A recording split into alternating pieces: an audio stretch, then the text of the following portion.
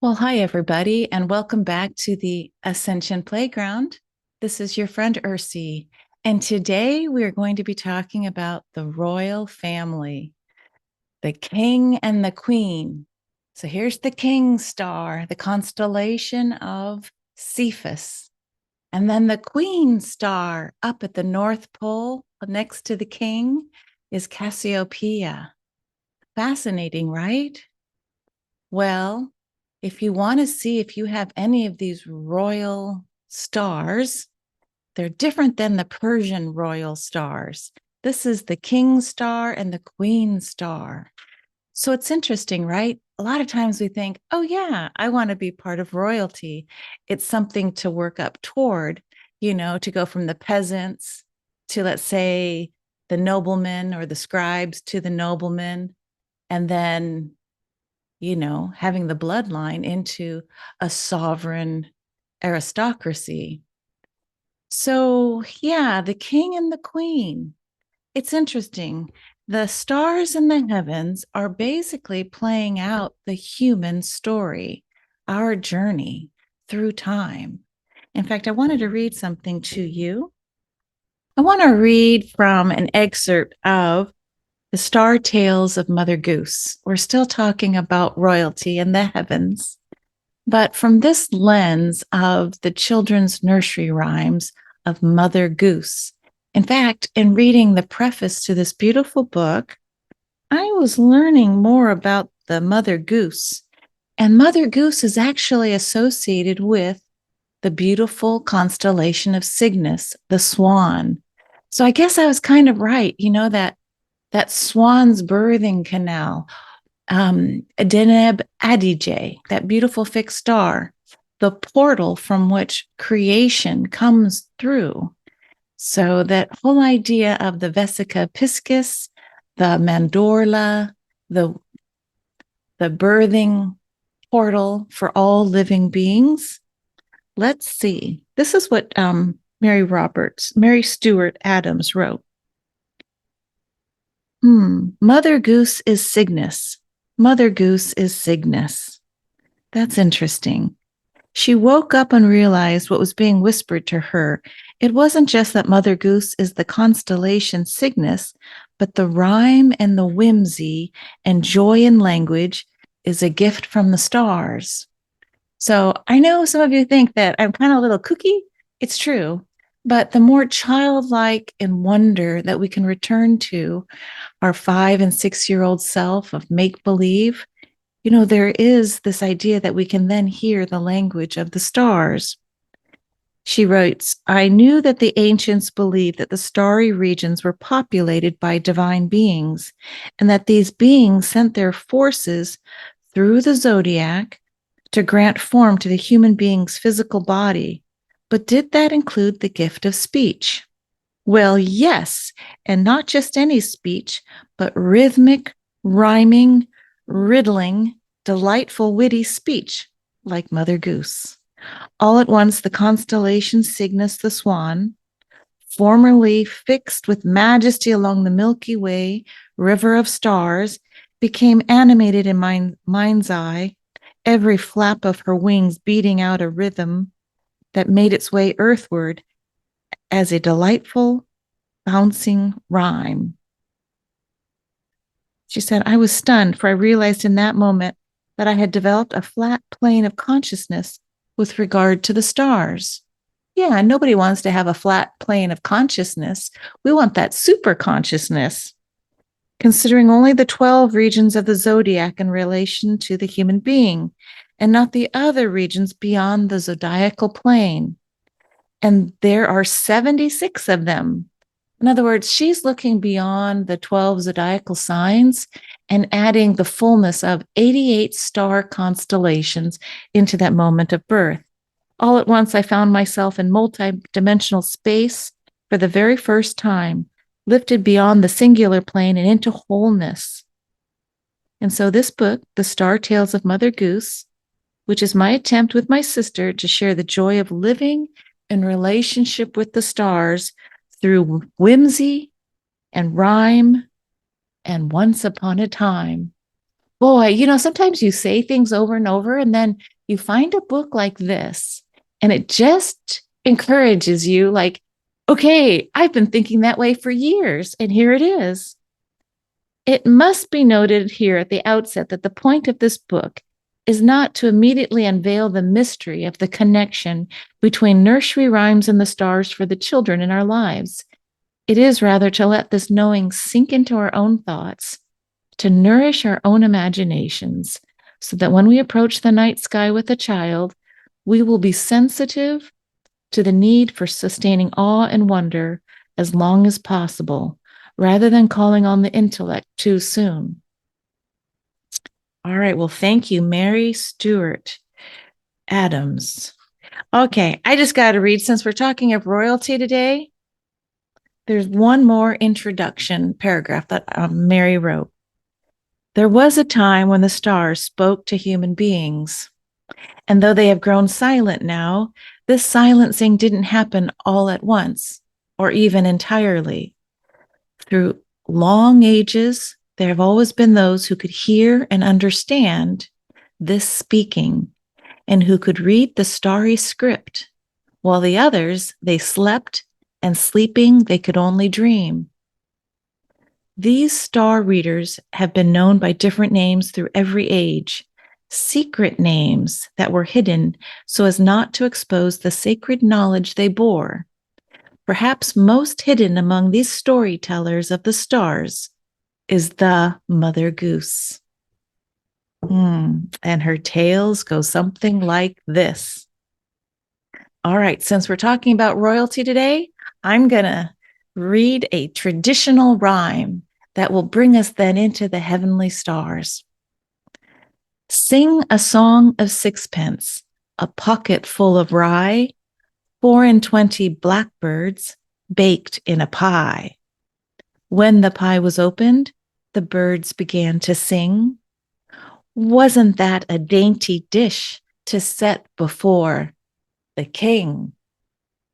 The king was in the counting house, counting all his money. The queen was in the parlor, eating bread and honey. The maid was in the garden, hanging out the clothes, when along came a blackbird and tweaked off her nose. Does it end there? Yes, it ends there. Geez, sing a song of sixpence. Fascinating, right? So this idea that some things are hidden in plain sight, sometimes with the eyes of a child, with the wonder, we can believe it, right? The king was in the counting house, counting all his money. What is a king without power? And in 3D, the power is typically money. The queen was in the parlor, eating bread and honey. Well, that calls up the archetype of the queen bee. Yes, the bee and its connection to the stars. So fascinating. All right, so let's go have some fun with the royal stars. Now, I've said it before, but I'm going to say it again. There are royal stars of Persia, which are Regulus, the king's star, holding up the heavens, along with 3 other stars, Aldebaran, Antares, and Fomalhaut. Had to remember there for a moment. But this constellation, Cephus, is just about the king. All right? And I'll show you later where it is next to the North Pole. But let's go back in a long time ago when Ethiopia was this palatial, abundant, boisterous marketplace where I think you had the Red Sea and then exchange of goods and products. The king was in the counting house counting all his money. Well, the royal or the fixed star on the constellation of Cephus that we're going to look at today is interesting. It's on his right shoulder, the right shoulder. So I know sometimes in our human languaging, there's the right brain, left brain, there's the right hand, left hand, but the right shoulder or right arm of the king, according to Bernadette Brady, this star, ALDERAMIN, equals male sovereignty. So it's just not like Mars is like masculine, passion, assertiveness. This is sovereignty. This is knowing where your throne is. This is knowing where your kingdom is. And this is knowing how you rule. Like it's sitting on the throne. It's not hiding from it. It's not shirking it and waiting till later. It's male sovereignty. The position for ALDERAMIN in Cephus constellation is at 13 degrees Aries, 28 minutes, thereabouts. Sometimes if you're listening to this in the future, the fixed star could shift a little bit, but not by much. It takes a while for some of these fixed stars to move in the heavens, and that's why they're called fixed. It doesn't seem like it's a very bright star since its magnitude is 2 and then 51. So the Ethiopian king.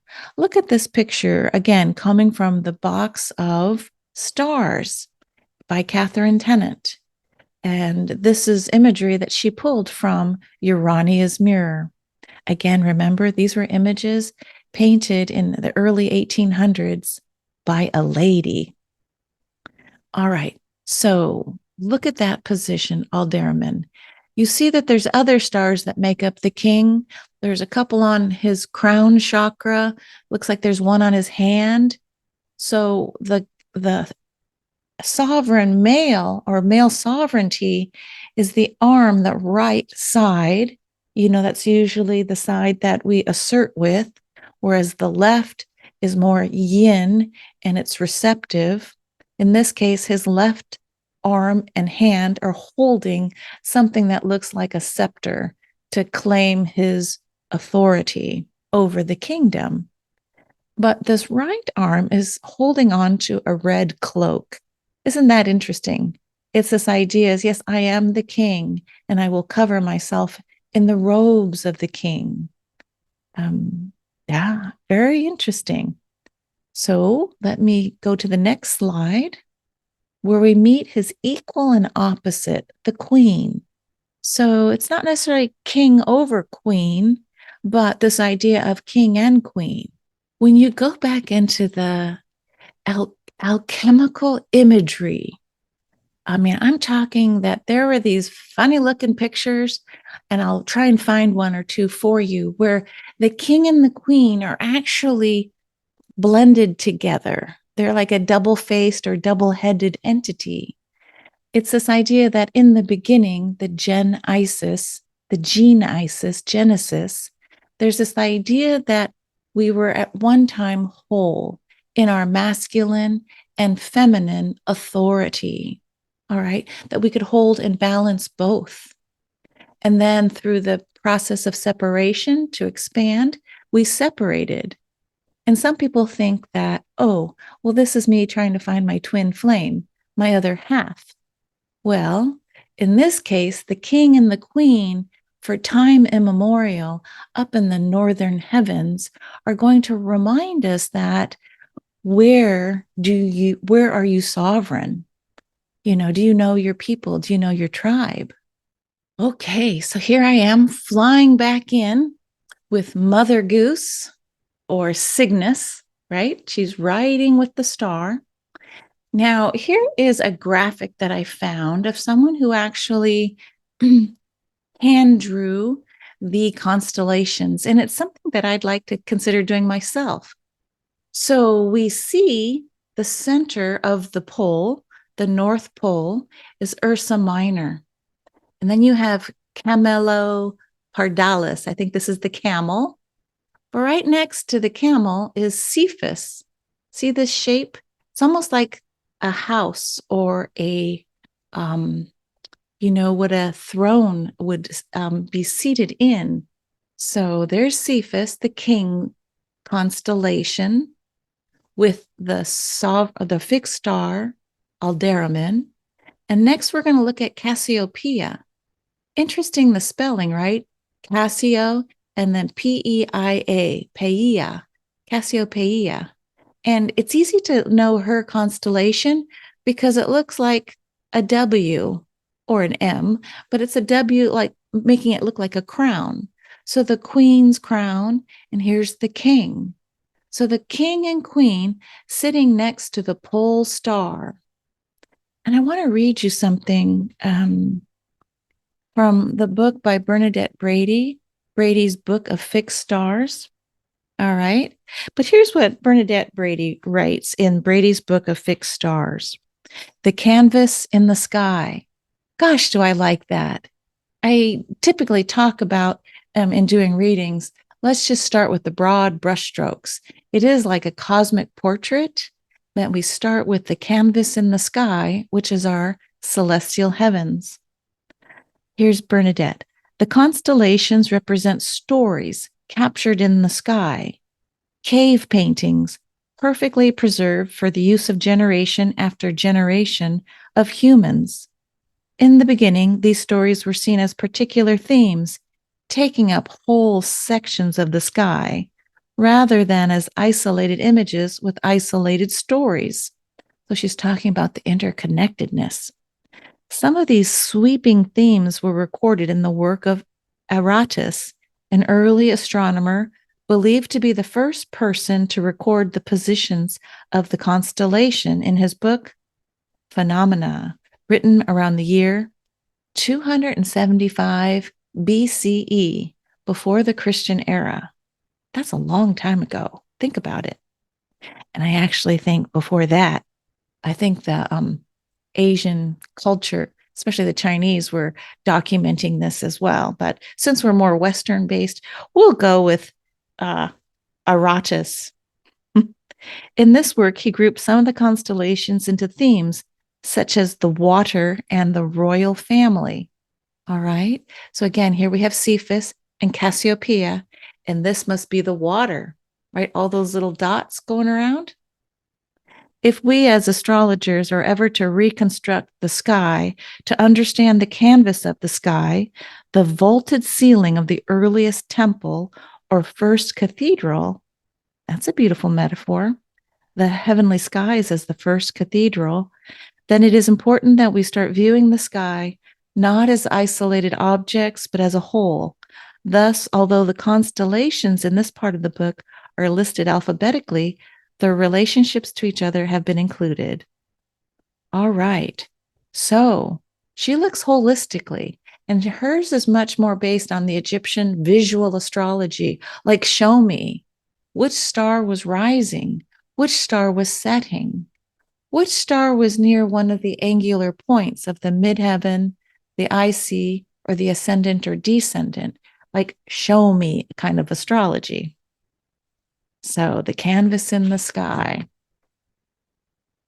So she's talking about, like, you can't really talk about the king and the queen without talking about their daughter, the princess Andromeda.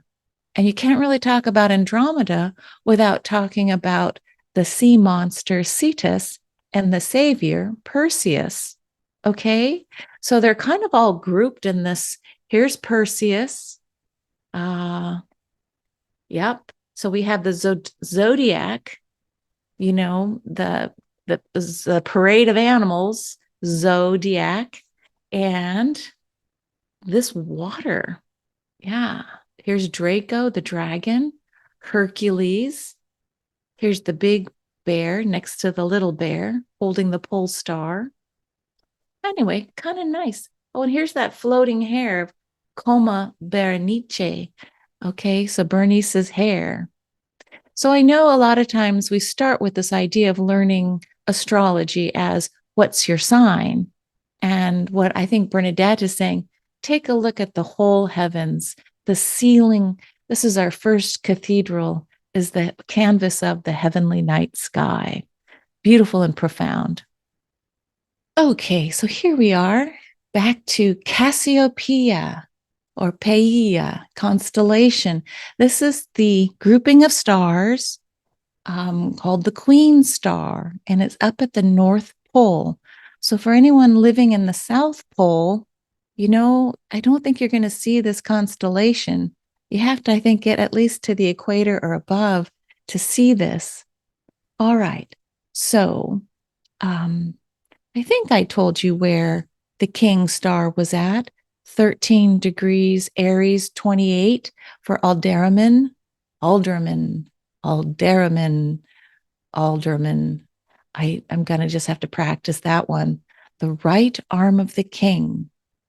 If any of you guys have watched like Game of Thrones or anything like that, you'll get an idea that being a king isn't always pretty. It's making decisions, sometimes painful. Um, yeah, but in the counting house, counting all the money. So here we have a star named SCHEDIR. It's the Queen Star. And wouldn't you know it, they put it right on her breast. So it represents the female sovereignty. This is for the female within each human. Okay. So if you're a male and you have this star at 8 degrees of Taurus, 8 minutes, isn't that interesting? Taurus surrounded by eights. Beautiful. And we know that Taurus is ruled by Venus. So interesting that it's carrying this kind of Venusian energy in Taurus. Let me scoot back to this other one. Whereas the king, Aries, ruled by Mars. So carrying the divine masculine principle. I mean, you can't make this stuff up, right? There's a reason why constellations perhaps were, named as they are. So let's see, Cassiopeia. According to the work and the research by Julia Balaz, star seeds from this constellation are compassionate healers and humanitarians. So that's the positive light side of the queen, right? She really watches out for her people. Nourishment, yin energy, so loving and compassionate, the one who takes care of the people, whereas the divine masculine or the king sets the rules, makes sure that people are protected. So it's coming into balance with protection. And then here with the queen, coming in with nurturance. And it's connected to inner wisdom. So the human comes into the world with this idea that we each have the yin and yang energy within us. All right. So the shadow side of the story of the queen is her boastfulness. Now, oftentimes you'll see other paintings of this constellation with the queen looking at herself in a mirror. And it's this idea that I'm so beautiful, I'm going to look at myself and boast about how beautiful I am and how beautiful my daughter is. So if anyone is interested in the fuller story of her boastfulness, getting her daughter, the Princess Andromeda, in trouble, go back and see the YouTube video I did on Andromeda. Okay, so the breast of the Ethiopian queen.